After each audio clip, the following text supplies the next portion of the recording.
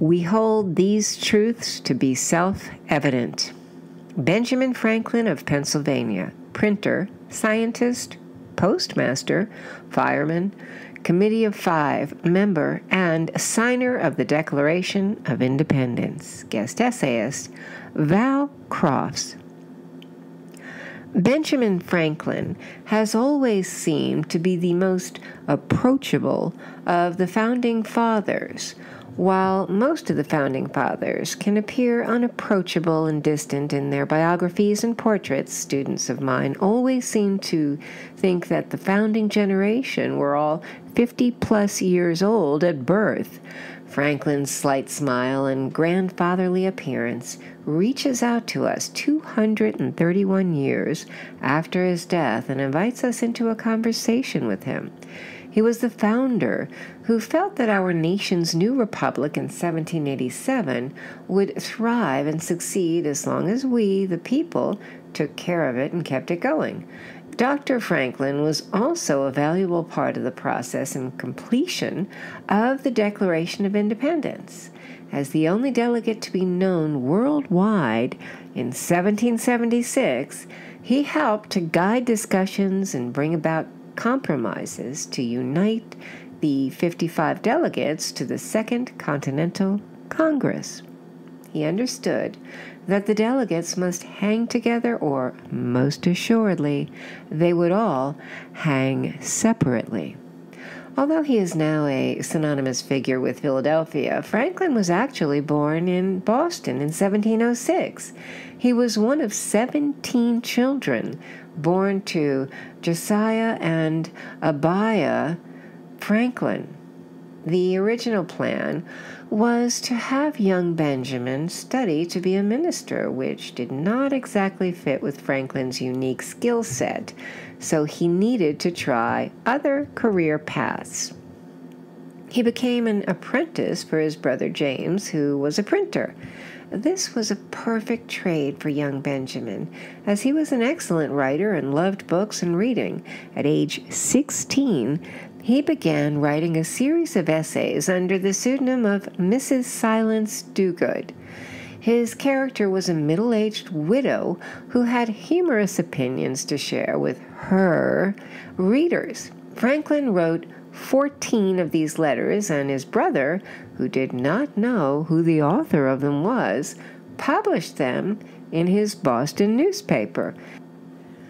In 1723, Benjamin Franklin left his brother's printing business and ran away to Philadelphia.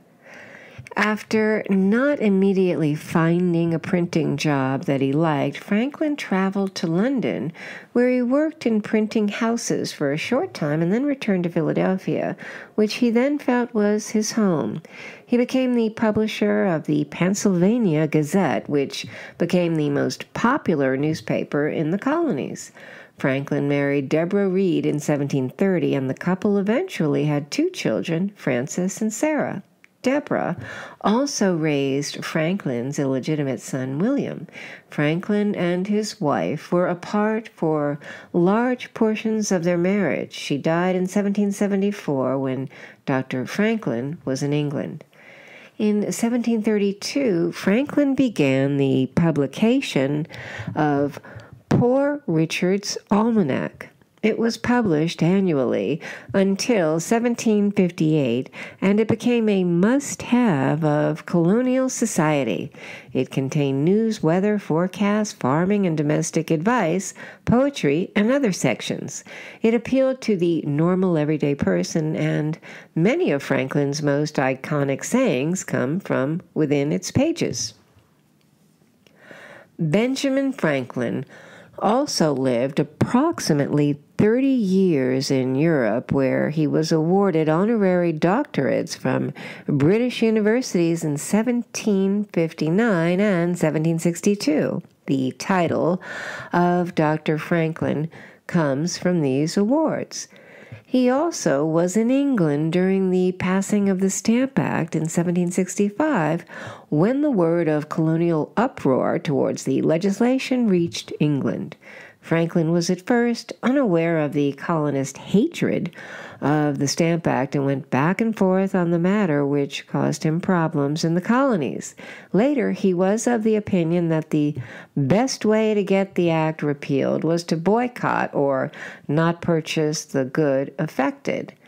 He also began to argue in England for colonial representation in Parliament if taxes were to be levied against the colonies.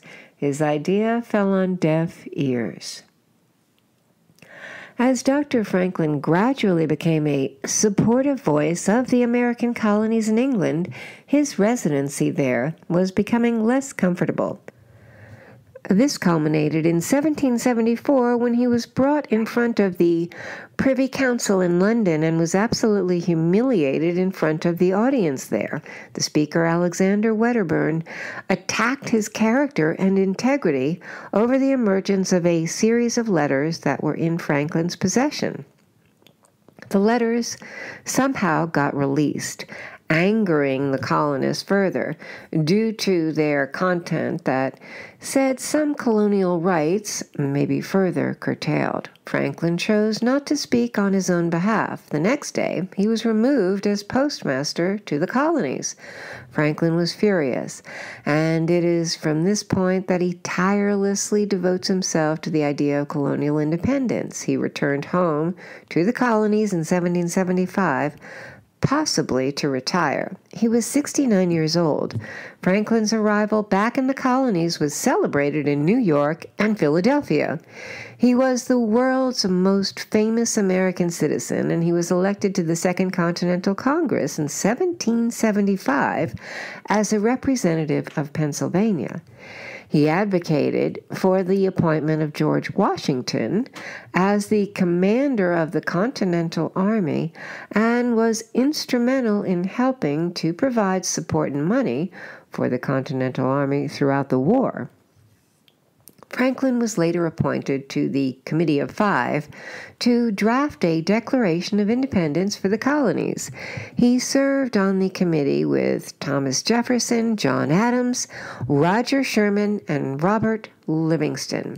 Jefferson was the primary author, but Franklin did suggest some important edits.